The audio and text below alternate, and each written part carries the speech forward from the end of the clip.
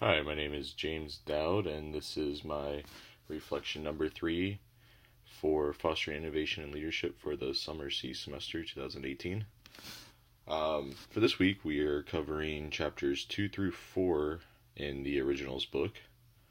And to start out, we were learning about getting the right feedback.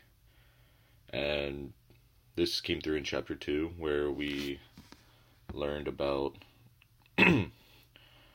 various companies or organizations that didn't get the right feedback to start. So the two examples I'm going to use are Segway and Seinfeld. To start off, Segway was supposed to be one of the biggest tech revolutions of this generation and was seen by Steve Jobs and John Doerr to be one of the biggest innovations in technology that could have happened, and both were very, very interested in the product and saw big success in its future. This did not end up being the result of Segway, as it's now known as one of the biggest tech flops of our generation. And this can be seen from the angle of more or less Steve Jobs and John Doerr were potential investors in the company. Steve Jobs actually tried to buy the company, and they saw it as a big boom for them, as this man that created the Segway had already been successful in all of his other ventures, so why wouldn't this one be successful? It was a revolutionary idea, but in turn it didn't pan out because they overlooked what the consumers actually want and were more interested in the monetary factor of that. And it shows for Segway.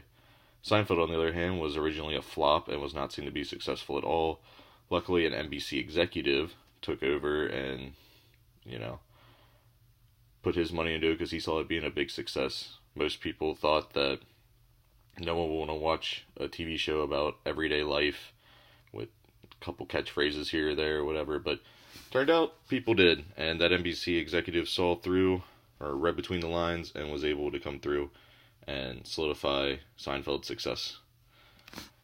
Second of all, we read about the Carmen Medina story in chapter 3, where she had a 3-year assignment overseas working for the CIA. She came back and had an idea for a new revolutionary program. She wanted to relay information via the internet, but most people saw this as too radical, as national security is very protected and is supposed to be clandestine, so passing around day-to-day reports using pen and paper seemed to be ideal. It kept the status quo. Her idea was to push through using an internet source, which, as of 2008, is one of the biggest revolutionary things for the CIA and national security, and is used every single day and has improved tremendously. She did this by, instead of fighting against the system, she decided to join the system and build upon her idea from the inside. She was initially rejected due to her status and power, but she fought against that and eventually won. Gender role played a big role in that. Women didn't have as big of a say as men, and that could still be said today in some sense. And she used her own ability to fight from the inside as opposed to fighting from the outside. She saw her strength and was able to prevail. Thirdly, we were talking about the 4 quadrants of the Matrix in chapter 3, which are exit, voice, neglect, and persistence. And I don't really think there are any missing quadrants from this, but exit basically means to just have a situation and leave it. Voice would be to actively fight against it.